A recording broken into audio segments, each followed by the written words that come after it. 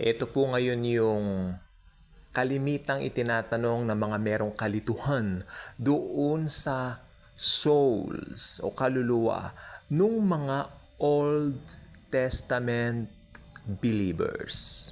Or should I say, yung mga heroes of the Old Testament tulad ni David, ni Samson, at ni sino bang bibigay kong example? Esther, Queen Esther, para maiba naman po, no? Lahat po ng mga kahangahangang mga characters sa Old Testament, sila Solomon, no? Sino pa ba?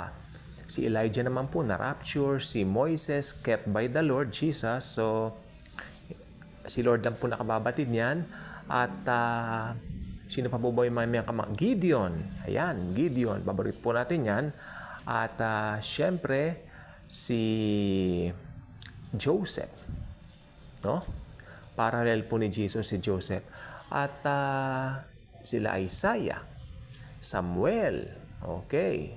So, ito po yung mga character ng Bible sa Old Testament na talaga po namang ang laki ng puhunan, no, sa mga contribution po ng kanilang mga buhay na ginawa ng Panginoon para maging magandang ehemplo din po sa ating mga Kristiyano sa panahon ngayon. Ano po? Ang tanong po kasi, nasaan ang kanilang mga kaluluwa? Yes. Very exciting. Very exciting ko pong ibigay sa inyo ang truth na ito. And I hope tayo po ay makinig, including me, dahil importante po kasi ang Word of God. Kapag ito ay nai-infiltrate lalo sa ating puso, ito po ay lalong lumalago. Darating po ang time na kahit sino pa magtanong sa'yo, kahit ambush interview pa yan na parang tanungin kang bigla, you know how to answer these people. Dahil alam mo, yung hope mo, nakaangkla kay Jesus sa kanyang mga truths. Umpisahan na po natin. Nung Old Testament, under the law, wala po tayong pag-uusapan diyan. It's under the law. Meaning, ito po yung kailangan mong gumawa ng mabuti para pagpalain ka ni Jesus. Yes. Performance based. You have to perform, you have to obey everything nakalagay sa 10 Commandments. Kasi, pagka ikaw ay sumablay, walang blessing. Walang pagpapala. So it's all about obedience. You have to obey the law to please Jesus. Ngayon, paano pag namamatay naman yung mga nakaka-obey ng law? Yan. Yung mga behave, yung mga mababait. Yan. Kind. Tandaan po ninyo, ha?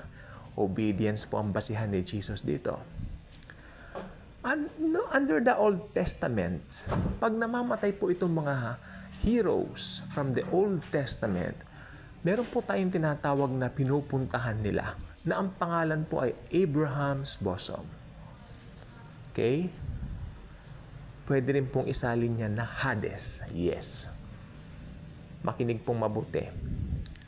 Ipapaliwanag ko po kung bakit yung mga namamatay sa panahon ngayon na unbelievers napupunta sa Hades. Pero may malaking kaibahan. Yes. Malalaman natin mamaya. Huwag kayong masyadong excited. Cool lang tayo. Okay? So, dun po pumupunta ang mga taong mababait at nakaka-perform, nakaka-obey very well sa mga gusto ni Jesus. Sa Abraham's bosom. Okay. So, doon sila pumupunta. Pag namamatay sila, doon sila pumupunta. Until nagkatawang tao ang God of the universe. The God of gods. Ang pangalan niya, Jesus Christ. Namatay siya sa krus, binayaran ng kasalanan ng buong universe, buong world, no? At after niyang mag-resurrect, eto na po, bumaba si Jesus doon sa Abraham's bosom. Pinakawalan niya sila doon. Tara na po, sabi ni Jesus. dumiretso na po tayo sa third heaven. Dinala na ni Jesus sa third heaven ang mga captive doon sa Abraham's bosom. Hindi po kayo nagtataka bakit sila tinawag na captive doon. Pero magandang meaning po yung pagkasali ng captive doon. Ibig sabihin, captive, meaning captive until matupad ni Jesus yung pagkamatay niya sa krus ng Kalbaryo. Okay? Nung namatay si Jesus Christ, again, uulitin ko, bumaba siya sa Abraham's bosom. Kinuha niya lahat ng mga heroes from the Old Testament at sila'y kanyang idineretsyo sa third heaven.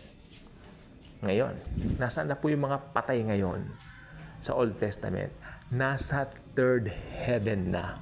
What a joy! What a joy! Okay, ano naman po nangyari doon sa Abraham's bosom na ito?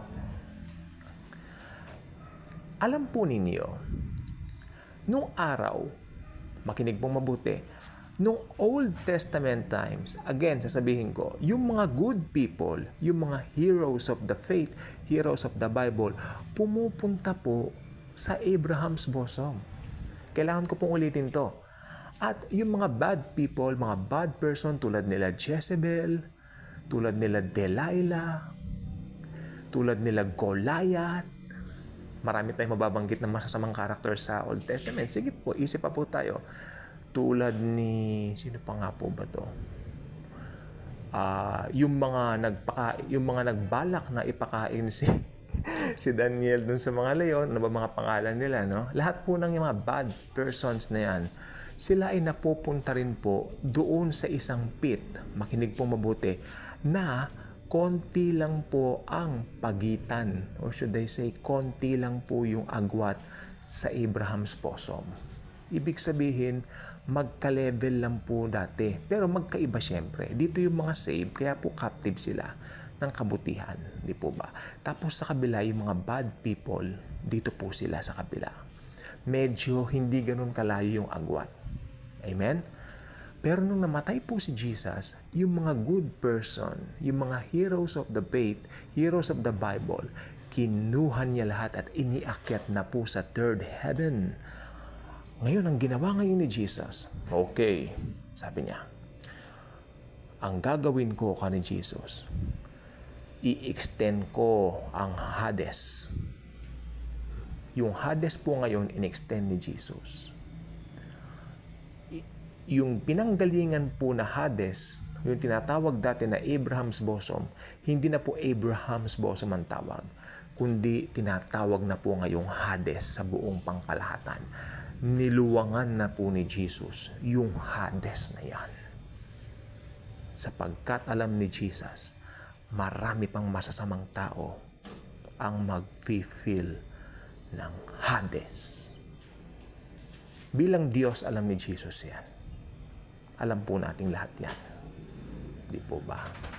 Kaya ngayon po, ang mga namamatay ngayon na believers ni Jesus, dahil nandun na po, sa langit yung mga good people from the Old Testament, mga heroes of the faith, heroes of the Bible. Pag namamatay ngayon ng mga believers ni Jesus, diretso po ngayon sa langit.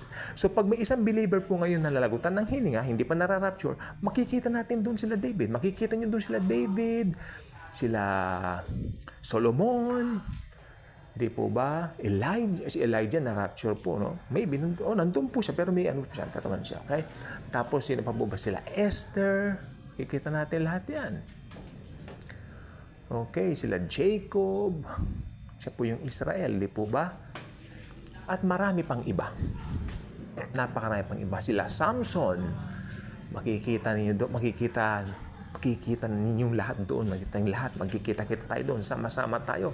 Kaya pag nag-rapture na po ang church, sama-sama na po tayo ng mga believers sa Old Testament, saka tayo po. Napakaganda. So I hope na unawaan niyo po yung paliwanag. Nasaan po yung mga kaluluwa ng mga heroes of the faith sa Old Testament?